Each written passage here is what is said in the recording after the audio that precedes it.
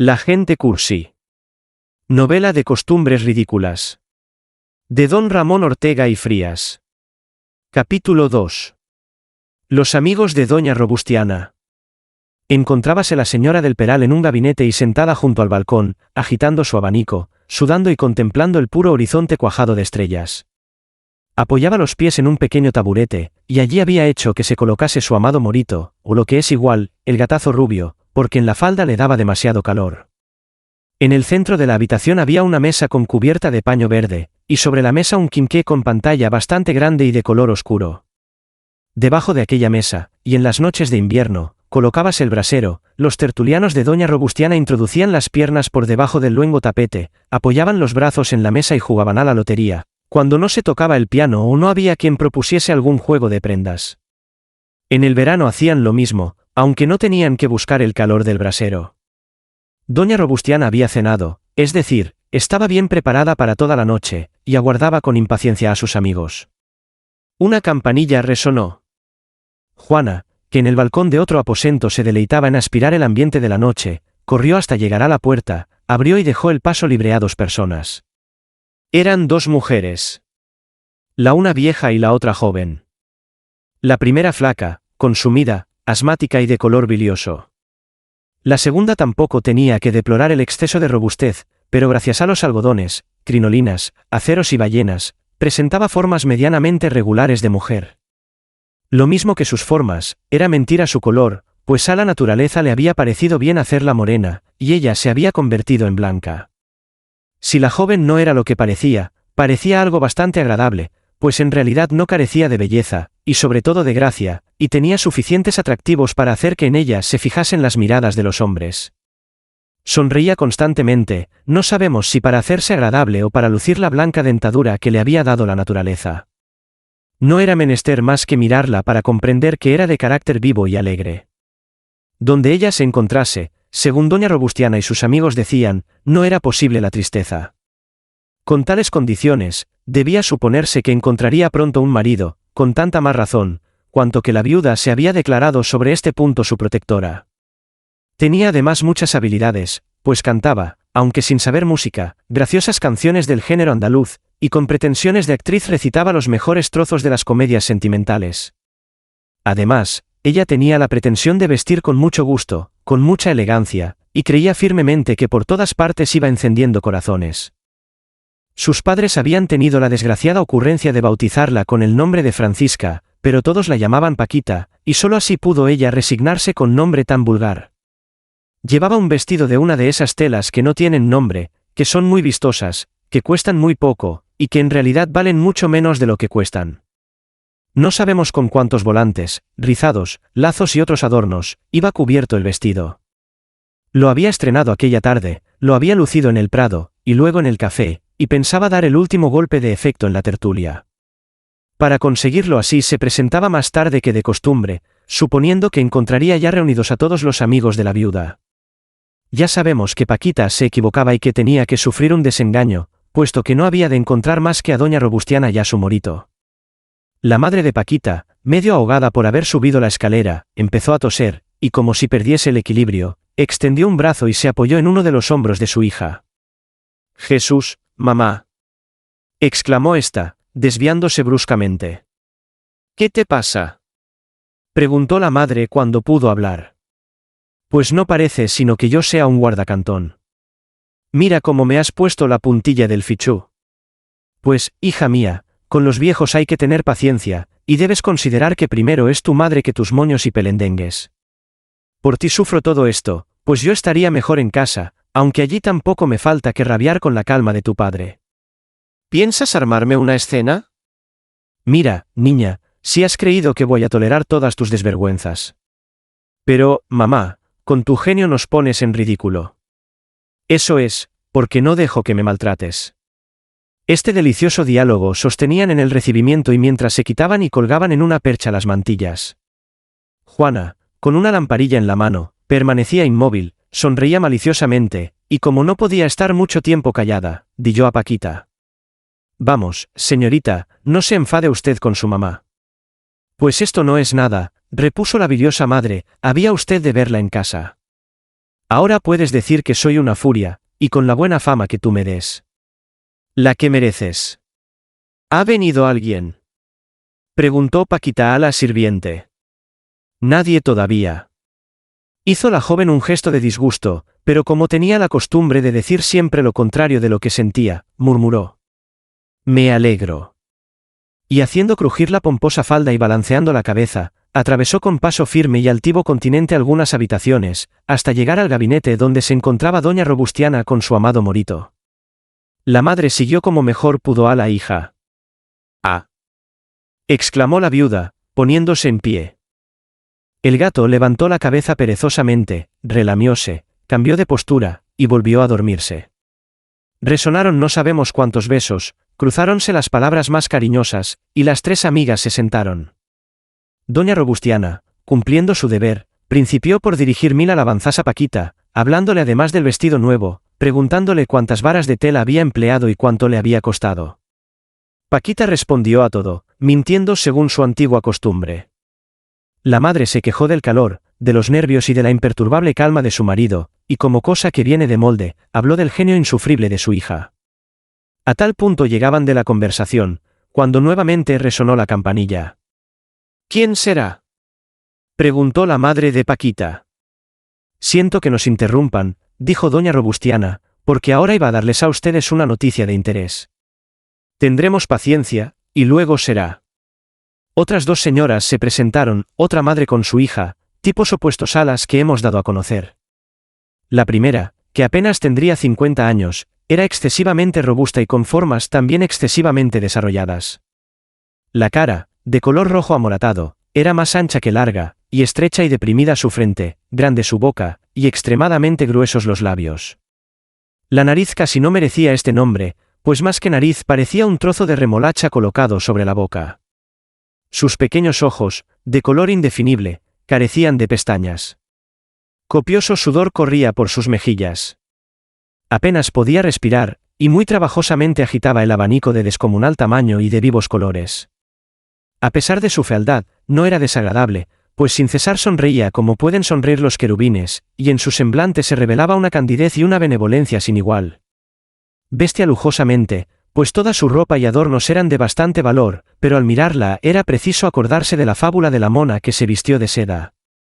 La segunda, es decir, la hija, se parecía mucho a la madre, era también rechoncha, prodigiosamente desarrollada y de abultadas formas, que es lo mismo que decir que era una mujer compuesta de diversos y grandes bultos, sin que el emballenado corsé pudiese apenas contener o disimular tan colosales protuberancias. Esto era una desgracia de gran consideración, porque entre otros inconvenientes, presentaba el de que solo con mucho trabajo podía mirarse los pies la joven. También la candidez se pintaba en su semblante. La robustez no tiene que ver nada con la sensibilidad, y por más que el lector se sorprenda, debemos decir que la mofletuda niña era sensible como una heroína de melodrama. Hablaba poco y suspiraba mucho y con tanta languidez, que no podían escucharse con indiferencia sus tiernos suspiros. Impresionable y tímida hasta el último grado de la timidez, era muy fácil producir en ella un trastorno, y más de una vez se la había visto desfallecer como la mujer más delicada. Había leído muchas novelas del género romántico, y quería a toda costa ser una mujer sublime. Al oírla suspirar, al ver cómo languidecía, se hubiera creído que, a pesar de su temperamento sanguíneo, era una de esas criaturas de organización débil, en que los nervios representan el principal papel. No hay que decir que en su envidiable organización sucedía todo lo contrario. Comía poco, muy poco, según ella aseguraba, pero la verdad Dios la sabía. Era desgraciada, y su desgracia consistía en la ruda franqueza de su madre, que aunque con la mejor buena fe del mundo quería complacer a su hija y representar la comedia, olvidábase con frecuencia de su papel y hablaba de los tiempos en que vivía su esposo y ella bajaba al obrador y vigilaba para que los trabajadores cumpliesen su deber. Cuando la madre decía esto o cosas por el estilo, su hija, que no se separaba de ella un instante, le tiraba del vestido a guisa de advertencia y le dirigía miradas angustiosas. Llamábase la madre Cecilia, ya la hija le habían puesto el sublime nombre de Adela. El padre de esta, que ya no existía, había tenido un gran taller de cerrajería, y había conseguido hacer una respetable fortuna. La viuda y la hija del cerrajero podían, por consiguiente, gastar mucho y presentarse con verdadero lujo. Aspiraba la niña a casarse con un gran señor, o por lo menos con un hombre que algo tuviese de aristócrata, y algo también de romántico, borrando ella así sus plebeyos antecedentes. En los paseos, en los teatros, en los cafés y en todos los sitios públicos, veíase siempre a la sensible Adela en compañía de su madre, pero hasta entonces no había conseguido su objeto, si bien abrigaba la esperanza de conseguirlo, porque había fijado en ella sus miradas cierto caballero de ilustre cuna, que la semana anterior había sido presentado a doña Robustiana del Peral, y que ya formaba parte de la tertulia. Como se ve, Adela y Paquita eran dos tipos opuestos. La primera aspiraba a la realización de sublimidades, y la segunda quería a toda costa un esposo rico, que pudiera gastar mucho dinero, engalanarla, llevarla en coche, emprender viajes los veranos y otras cosas por el estilo. Cruzáronse nuevos saludos, y otra vez cambió el gato de postura, y se entabló conversación sobre los baños, lo cual dio a doña Cecilia ocasión para decir: «Cuando vivía mi Mateo, las costumbres eran distintas. Todas las tardes bajábamos al río». Interrumpióse, porque sintió que Adela le tiraba del vestido. «¿El río?», exclamó Paquita con acento de repugnancia. «¿Jesús?». «Papá era caprichoso», dijo entonces la joven mofletuda. «Sí, mucho debía serlo. Pero era un hombre muy honrado», replicó doña Cecilia. «¿Y quién ha puesto en duda su honradez?», dijo la escuálida madre de Paquita con su natural acritud. Doña Robustiana creyó conveniente tomar parte en la conversación, y dirigiéndose a la sensible Adela, le dijo: «Creo que esta noche no se olvidará de nosotras Eduardo». Púsose Adela colorada como un tomate, y exhaló un lánguido suspiro. Paquita desplegó una sonrisa burlona. Por tercera vez sonó la campanilla. Pocos momentos después se presentó un hombre sencillamente vestido, y cuya raída levita revelaba una situación demasiado triste. Era alto, muy delgado, moreno y de mirada viva y penetrante, pero al entrar dio a su rostro una expresión melancólica muy profunda. Era el que poco antes había sido nombrado por doña Robustiana. No se le conocían a Eduardo bienes de fortuna, ni había seguido ninguna carrera ni aprendido ningún oficio. Aseguraba el que vivía con el escaso producto de algunos bienes que había heredado de sus padres, y se resignaba con su pobreza, aunque ésta debía tener un término, pues un tío suyo, ricachón avaro que vegetaba en las montañas de Galicia, tenía otorgado testamento legando toda su fortuna a su sobrino. Si esto era verdad, Dios lo sabía. Eduardo había leído mucho, decía que era un hombre de corazón, miraba con desprecio los bienes mundanos, no había tenido más amor que el de las musas, y sabía suspirar tan lánguidamente como Adela. A ésta le había dedicado algunos versos, donde se hablaba del espíritu, del corazón, de las regiones etéreas, del aroma de las flores, de los resplandores de la luna, de los pensiles, de las suaves auras de la noche y de la eternidad. Eduardo era, pues, un hombre sublime, espíritu puro, que apenas se concebía cómo podía vivir en el inmundo lodazal de pasiones y ruindades de este valle de lágrimas. Y si no era así, por lo menos así lo había creído Adela. La verdad la sabemos nosotros. Eduardo era un bribón consumado, que vivía de las farsas y que sabía representar admirablemente todos los papeles. Comprendió que Adela era una mina de oro, y se propuso explotarla. Si para conseguirlo era preciso casarse, se casaría, pues nada le importan los lazos y compromisos al que no tiene intención de respetarlos. Si lo hubiésemos visto 5 minutos antes, no lo habríamos reconocido. Saludó cortésmente, y pareció turbarse cuando estrechó la robusta mano de Adela. Ella se estremeció, y no hay que decir que los estremecimientos no puede disimularlos una criatura de las formas de la romántica niña que nos ocupa. Eduardo dijo que estaba sofocado, que era insoportable la atmósfera de Madrid y que no deseaba ser rico más que para vivir largas temporadas en el campo, en la callada soledad, a la sombra de los frondosos árboles, a orillas de los murmuradores arroyos, contemplando el puro horizonte, escuchando los armoniosos cantares de los inocentes pajarillos, y amando y siendo amado, y pudiendo así olvidar al mundo egoísta con todas sus pasiones y debilidades. Suspiró Adela. Pues, hijo, replicó doña Cecilia, yo estoy acostumbrada a la animación, y no podría vivir así. Hay almas que nacen para la soledad, para el misterioso silencio. Es verdad, repuso tímidamente la mofletuda niña. Está usted muy sublime esta noche, dijo Paquita. Hay criaturas que mueren sin que el mundo las haya comprendido, murmuró tristemente Eduardo. Y dirigió una mirada elocuente a la sensible Adela. Esta se ruborizó y bajó los ojos. Doña Robustiana creyó la ocasión oportuna, y le dijo al truhán: Eduardo, tenemos que hablar, y lo haremos en la primera ocasión. Presentóse otro tertuliano. Era un joven imberbe, pálido y enteco, que apenas se atrevía a moverse por temor de que se estropease su ropa. Llevaba corbata de vivos colores, grandes botones en la camisa, guantes amarillos y un bastón muy delgado con puño reluciente y que sin cesar le servía de entretenimiento. No quería aparecer sublime, ni pobre, ni tímido, sino todo lo contrario, pues tenía pretensiones de hombre de mundo, de calavera, de desalmado, y con frecuencia hablaba de orgías, de aventuras amorosas, de desafíos y de otras cosas del mismo jaez. Vivía con el producto de un modesto empleo, pero él aseguraba que recibía de sus parientes cantidades de consideración, que se disipaban sobre el tapete verde y en otros excesos. Llamábase Juan, y por su desgracia no tenía derecho al apellido de Tenorio, sino al de González. No era posible que el imberbe Juanito engañase al mundo, pues ninguna habilidad tenía para representar su papel. Ni siquiera había sospechado que al hacerse el calavera se ponía en ridículo, sino que, por el contrario, creía firmemente que todos lo miraban como puede mirarse a un verdadero don Juan. A pesar de esto, escuchaba humildemente las órdenes que sus jefes le daban, no se atrevía a faltar a la oficina, y con la mayor prudencia evitaba cualquiera cuestión que pudiera tener un término desagradable. A Juanito le sucedía lo que desgraciadamente le sucede a muchas criaturas, empeñándose en ser todo lo contrario de aquello para que han nacido, con lo cual resulta que no se llega a ser nada.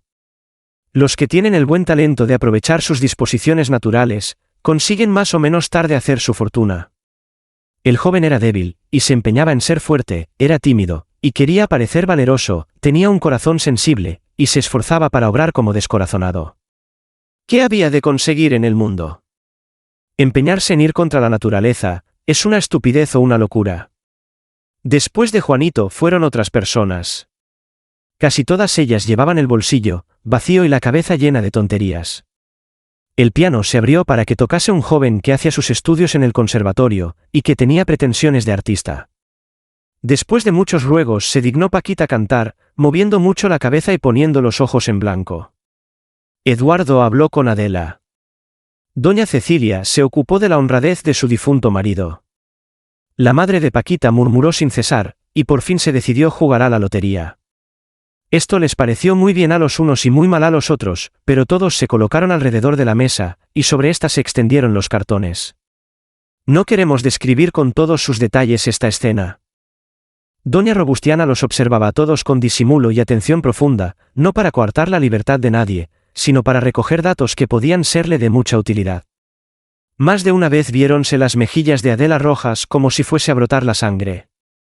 Eduardo, como todo hombre pensador, se distraía muy a menudo y dejaba de apuntar, con perjuicio de sus intereses. Paquita, excesivamente nerviosa, arrugaba con frecuencia el entrecejo, palidecía, hablaba con voz insegura, y había momentos en que parecía que era presa de un malestar inexplicable. El joven que estaba a su lado se turbaba también. Y doña Robustiana, que se había puesto sus lentes, continuaba imperturbable sacando bolas y diciendo números. Combináronse ambos y ternos, ganaron los unos y perdieron los otros, y como el calor era sofocante, todos acabaron por languidecer y el juego terminó. Otra vez se abrió el piano. Doña Robustiana aprovechó entonces la ocasión para hablar en voz baja con Eduardo, ponderando las cualidades de Adela. A las 12 de la noche se disolvió la reunión. Al salir Eduardo dirigió a la criada picantes galanterías. Cuando estuvieron en la calle, suspiró Adela y exclamó: «¡Ay, mamá! ¿Qué te sucede?», preguntó doña Cecilia. «¿No le parece a usted que Eduardo es un hombre sublime?». «Sí, pero habla de una manera que no lo entiendo. Su elocuencia no puede estar al alcance de usted. Ya ves, hija mía, yo me he criado entre otra clase de gente. Es preciso que olvide usted eso, mamá. Tú has pasado bien la noche, y esto es lo que me importa». «Sí, muy bien». «¿Qué noche?». «No la olvidaré jamás». Y Adela suspiró, no suavemente, sino con toda la fuerza de sus vigorosos pulmones. Entretanto, Paquita y su madre sostenían un diálogo de muy distinto género. «Te advierto», decía ésta con tono de muy mal humor, «que no quiero que te distraigas cuando juegas». «No sé si me he distraído». «¿Y qué te decía el señor de Montalbán cuando temblabas?». «Mamá, yo no he temblado». «Paca, hay ciertas cosas. Déjame en paz». Tendré paciencia como siempre. Yo también necesito mucha. ¿De qué puedes quejarte? De mi pícara suerte, porque paso el día trabajando y sufriendo tu genio, y cuando llega la hora del descanso se me presenta esa tonta de Adela cargada de joyas para recordarme mi pobreza, pero poco he de poder, o tomaré venganza. Si tienes esperanza en la lotería lo mismo que tu padre. La tengo en mi talento. Entiendo, Paca, entiendo, lo dices por ese buen mozo que antes nos ha seguido. No ha sido esta noche la primera vez. ¿Pero quién es ese hombre? Un capitalista. Un capitalista. Y Dios mediante, no se me escapará. Siempre estás soñando con el dinero. ¿Quieres que me resigne a vivir como vivo? Me parece que tienes que comer, que te presentas decentemente. Sí, con un vestido de relumbrón, con algunos lazos que no valen una peseta. Pero... Y poco menos que sin camisa, pues ya sabes que no me queda más que una, y para lavarla tengo que pasar una noche sin dormir. Más vale pobreza con honra, que riquezas con deshonra. No me parece deshonra el casarse con un hombre rico. Si lo consiguieras. Allá veremos. Por de pronto tenemos que pensar. Sí, en el casero, que no nos deja vivir, en el carbonero, que se desvergüenza cada día, y en el aguador, que armará 20 escándalos. La culpa la tiene tu padre con su cachaza. Como a él nadie le molesta. La culpa la tiene la pobreza con honra que a ti te parece tan bella. Cuidado, Paca. Antes que seguir representando el papel que represento, prefiero la muerte. Paca y su madre llegaron a su casa.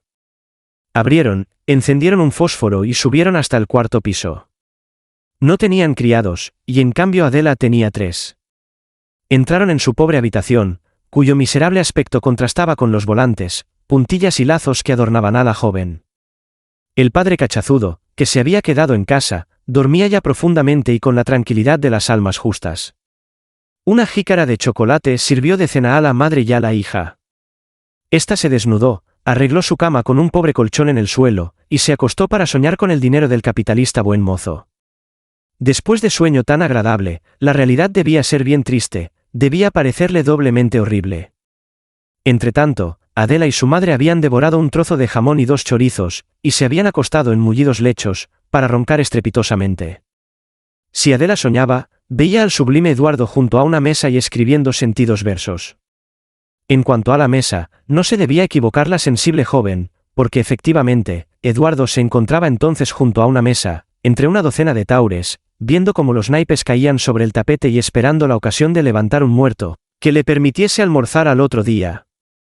El fingido calavera había dicho que pensaba ir al casino y pasar allí jugando el resto de la noche, pero se fue a su pobre morada, desnudóse, se santiguó devotamente y se acostó, para poder levantarse al otro día a la hora de ir a su trabajo.